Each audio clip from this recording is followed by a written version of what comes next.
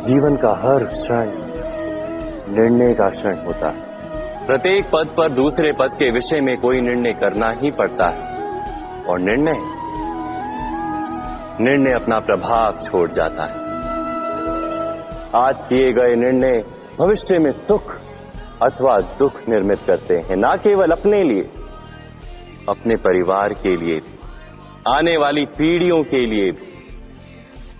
जब कोई दुविधा सामने आती है तो मन व्याकुल हो जाता है, अनिश्चय से भर जाता है। निर्णय का वो क्षण युद्ध बन जाता है और मन बन जाता है युद्ध भूमि। अधिकतर निर्णय हम दुविधा का उपाय करने के लिए नहीं, केवल मन को शांत करने के लिए लेते हैं। पर क्या कोई दौड़ते हुए भोजन कर सकता है? नहीं। तो क्या युद्ध से जूझता हुआ मन कोई योग्य निर्णय ले पाएगा?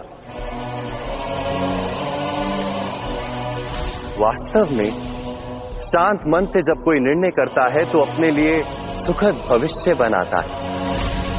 किंतु अपने मन को शांत करने के लिए जब कोई निर्णय करता है तो वो व्यक्ति भविष्य में अपने लिए कांटों भरा वृक्ष लगाता है।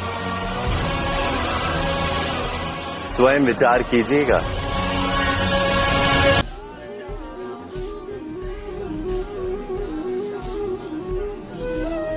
ज्ञान प्राप्ति सदा ही समर्पण से होती है, ये हम सब जानते हैं। किंतु समर्पण का वास्तविक महत्व क्या है? क्या हमने कभी विचार किया? मनुष्य का मन सदा ही ज्ञान प्राप्ति में विभिन्न बाधाओं को उत्पन्न करता है।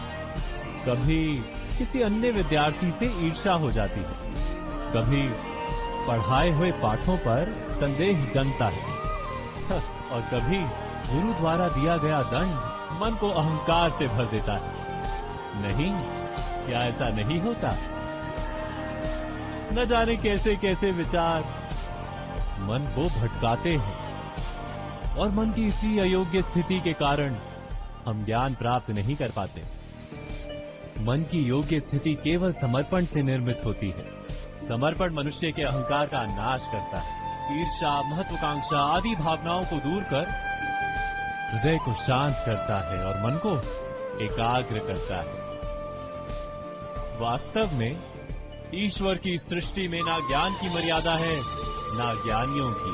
गुरु दत्तात्रेय ने तो गाय और श्वान से भी ज्ञान प्राप्त कर लिया था। अर्थात विषय ब्रह्म ज्ञान का हो या जीवन के ज्ञान का या गुरुकुल में प्राप्त होने वाले ज्ञान का, उसकी प्राप्ति के लिए गुरु से अधिक महत्व है उस गुरु के प्रति हमारा समर्पण। क्या ये सत्य नहीं? स्वयं विचार कीजिए।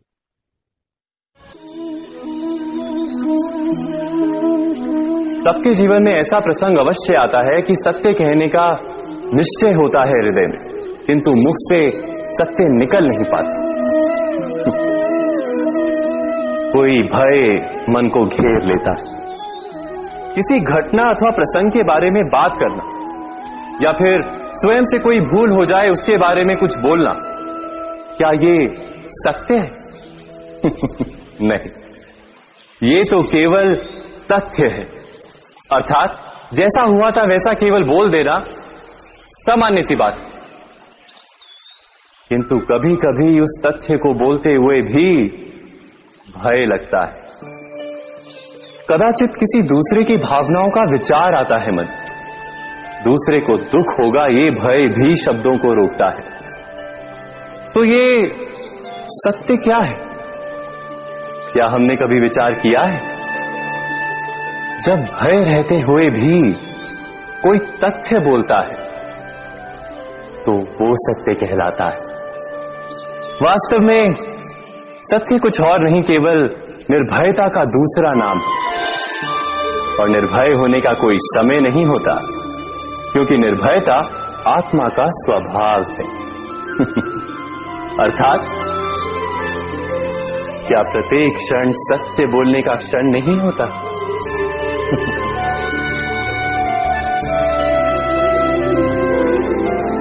स्वयं विचार कीजिए।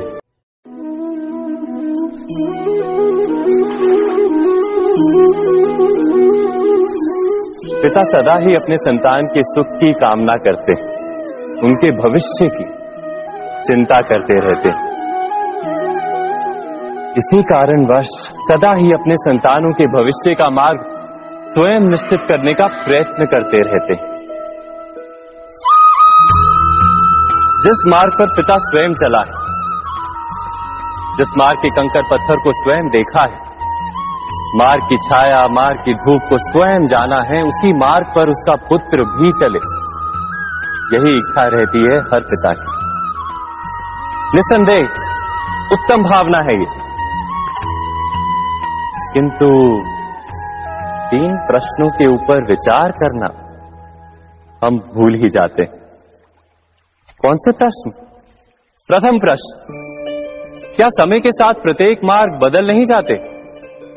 क्या समय सदा ही नई चुनौतियों को लेकर नहीं आता? तो फिर बीते हुए समय के अनुभव नई पीढ़ी को किस प्रकार लाभ दे सकते हैं? दूसरा प्रश्न, क्या प्रत्येक संतान अपने माता पिता की छवि होता है? हाँ, संतानों को संस्कार तो अवश्य माता पिता देते हैं, किंतु भीतर की क्षमता तो ईश्वर देते हैं।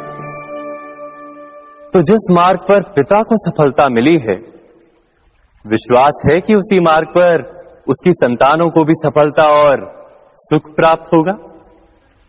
तीसरा प्रश्न, क्या जीवन के संघर्ष और चुनौतियां लाभकारी नहीं होती? क्या प्रत्येक नया प्रश्न एक नए उत्तर का द्वार नहीं खोलता? तो फिर संतानों को नए नए प्रश्नों, संघर्षों और चुनौतियों से दूर रखना, ये उनके लिए लाभ करना कहलाएगा या हानि पहुंचाना? अर्थात जिस प्रकार संतान के भविष्य का निर्माण करने के बदले उसके चरित्र का निर्माण करना श्रेष्ठ है, वैसे संतानों के जीवन का मार्ग निश्चित करने के बदले उन्हें नए संघर्षों के साथ जूझने के लिए मनोबल व ज्ञान देना अधिक लाभदायक नहीं होगा? स्वयं विचार कीजिए। जीवन में आने वाले संघर्षों के लिए जब मनुष्य स्वयं को योग्य नहीं मानता, जब उसे अपने ही बल पर विश्वास नहीं रहता, तब वो सद्गुणों को त्याग कर दुर्गुणों को अपनाता है। वस्तुतः मनुष्य के जीवन में दुर्जनता जन्म ही तब लेती है जब उसके अंतर में आत्मविश्वास नहीं होता। आत्मविश्वास ही अच्छाई को धारण करता है। ये आत्मविश्वास है क्या?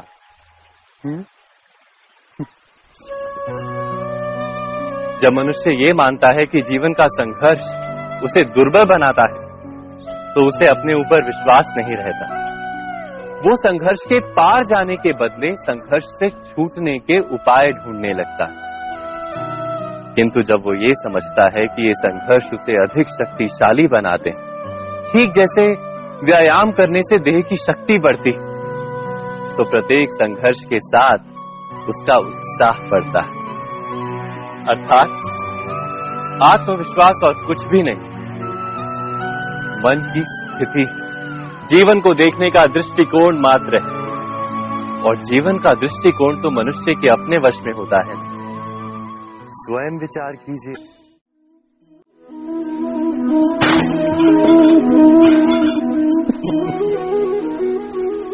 कभी कभी कोई घटना मनुष्य के जीवन की सारी योजनाओं को तोड़ देती और मनुष्य उस आघात को अपने जीवन का केंद्र मान लेता। पर क्या भविष्य मनुष्य की योजनाओं के आधार पर निर्मित होते हैं? नहीं।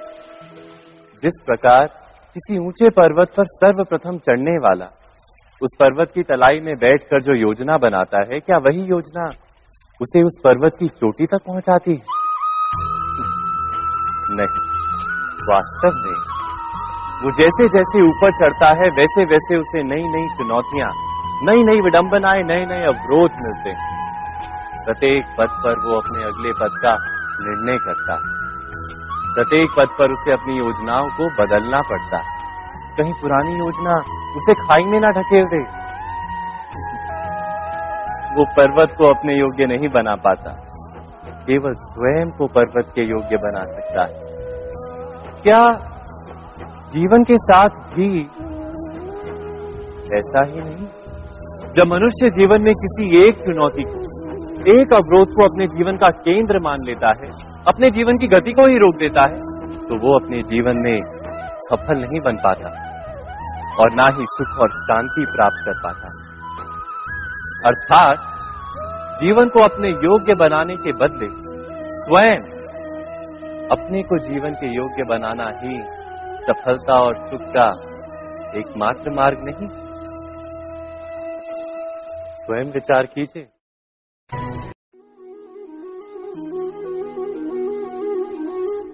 भविष्य का दूसरा नाम है संघर्ष। हृदय में आज इच्छा होती है और यदि पूर्ण नहीं हो पाती तो हृदय भविष्य की योजना बनाता है।